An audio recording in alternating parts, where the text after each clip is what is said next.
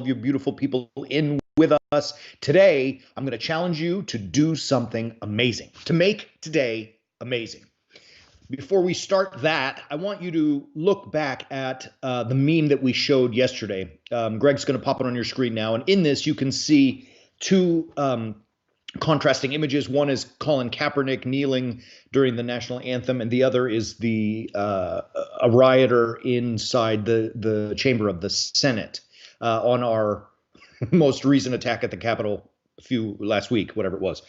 And I use it again because it was convenient, because it says exactly what I'm looking for. I'm not really interested in the content today of either of those stories, except to say, if you can read the captions, it says what? If you believe that this is worse than that, then you are a part of the problem.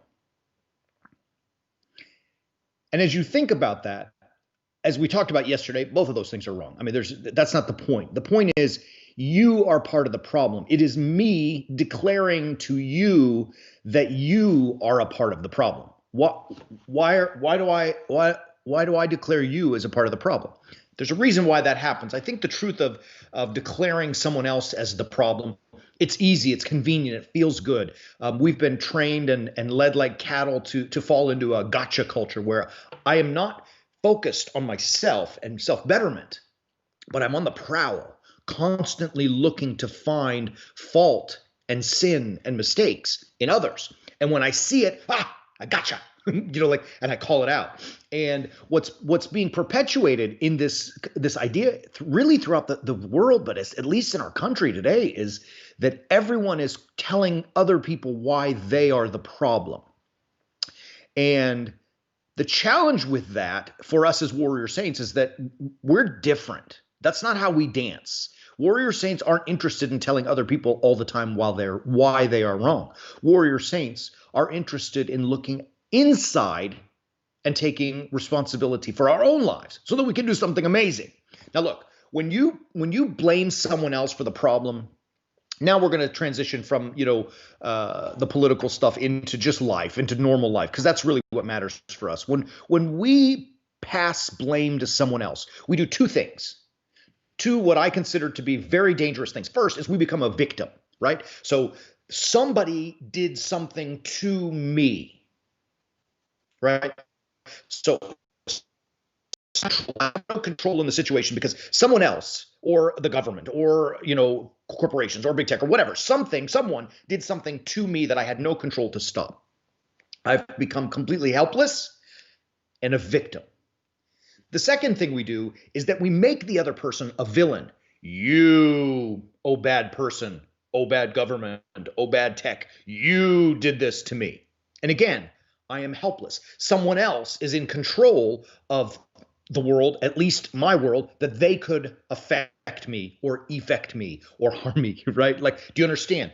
When we pass the blame for anything, we have become a victim and make the other person the villain, which, let's just be fair. Sometimes we may really feel like victims, and sometimes we may really encounter villains. Absolutely. The problem with that is that we have now no control in our own lives, no responsibility for our own actions. It means that we're helpless, and that is hopeless. It is hopeless to be helpless. And so I'm saying, why don't we listen to God a little bit and see how does he feel about it? I mean, is he looking for us to pass the blame, or is he looking for us to take responsibility? As we pop this beautiful verse on your screen from Romans. So this is St. Paul's epistle to the Romans. In the 14th chapter, he says, so each of us shall give an account of himself to God. What he's saying in this is, it's a beautiful, in the context of the letter, it's beautiful, is look, when you die, and I hope for you warrior saints that's 100 years from now, but when each person dies, we will stand before the Lord and have to explain our own lives, right? I will not have to explain your life. That's not my business. I'll have to explain my own life, right? Kind of like in the sacrament of confession. Very often when people come for the sacrament of confession, if they're having a dispute with someone, they will say to me in confession, well, Father, I did X or Y, but it's because he did this or that. And I always say, stop. I don't care what he did.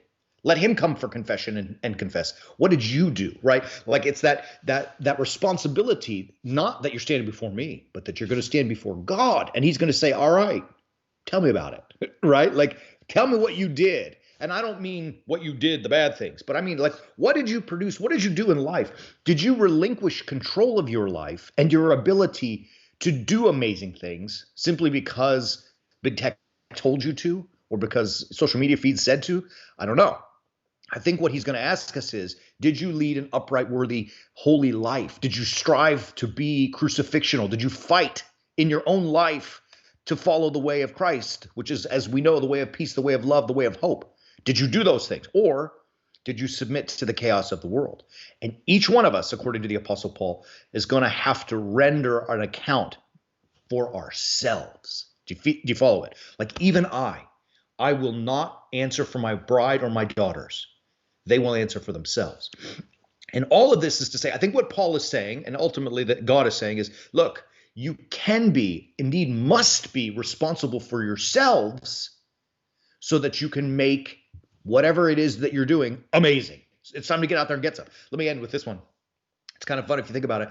Adam and Eve, I mean, like, they did it from the beginning. It just popped into my mind. Like, God puts them in this paradisical garden and says, you're free, do whatever, just don't touch that one tree. If you do, you will die, right? That's what the text says. And of course they do. And God comes in and says, Adam, what have you done? And Adam says, what? The woman you gave me made me do it. She tricked me. So right away, Adam becomes a victim, and he makes God the villain because you gave me this crazy woman, right? Like, he passed the blame and put it on God. Worse is that the woman looked at after Adam. She was probably horrified, like, how dare you throw me under the bus? And she says, well, the serpent tricked me, right? Like, so now she just took it and passed it right on. It's in us to be victims and make others villains. But that leads nowhere but to death. Literally, in the story, that's when God kicked them out of the garden. And likewise in our lives, we find ourselves dead. You know what I mean? When we're out of control, we're hopeless because we're helpless. And I don't mean for us to take control in a maniacal sense or a demonic sense, but to take control of ourselves, of our lives, of our actions, and to be responsible for all of the sins and the mistakes and the errors that we make. And then to pick ourselves up and get back on the path. I said I'd end, but how about one more? Nobody's perfect. None of you are perfect. Not a single person ever that lived, save Jesus Christ himself, is perfect, which means, therefore, we will make mistakes. Great. I understand that. We don't have to live in this streak of perfection. We have to live in a streak of persistence. So if you screw up, take responsibility for it, stand up, and keep going. Do you understand? You can do that. And we're going to help you do that. We're going to teach you how to do that. The easiest part of all of this is that, let's say this, the simplest part of all of this is that that's what the Way of the Warrior Saint does. We invite you to join us. Visit warriorsaints.org. Go there now and subscribe. Robert joined us yesterday. Thank you, Robert. We appreciate you. Glad to have you on board as a warrior saint. It's time to become a warrior saint. We're going to show you how to do that, to live a Christ-like life, which means to be crucifixional, sacrificial in our own lives so that we can accomplish stuff, right? Like the holiness in our lives, but also in success in the world that we're seeking. It's really easy. We're going to guide you from God's perspective, Christ's perspective. It is so fun. And our COVID quarantine is almost over, so we will be back, resume filming videos very soon. Hopefully even later this week, possibly. We're going to see. We're trying to follow the doctor's orders. All of that to be said, we appreciate you, beautiful people. Thanks for being with us. And if you liked it, share it, like it, join, subscribe, do all of those things. Help us out. We appreciate that. And leave comments. If you have any ideas or thoughts, we always want to see the comments. We're not necessarily always able to respond to all of them because a lot come in, but we love to see them. We read them all. I can promise you that. We read them all. I do so personally, as and respond to as many as I can. So we'd love to hear from you. Just what's going on out there? What's going on in there? That's what we're looking for. So please like, subscribe, share, comment, interact with us. We appreciate you, beautiful people. And I'll end here. Now I'm really going to end. Also, we invite you to visit us at rumble.com. Rumble is something new. It is a new platform that we are also using. We're not stopping Facebook or YouTube, but Rumble it's an interesting new platform that I'm learning still. And so visit rumble.com and search for the Warrior Saints channel. I think you will find it pretty easily. Help us grow that community as well. It's an interesting site. It definitely leans more this way than Facebook leans that way. But we're trying to cover all our bases and get everybody to hear us. We love you, beautiful people. We will see you tomorrow on Thursday for our Crucifixional live stream at 11 Mountain, as always. And until then, keep walking on the way of the warrior saint.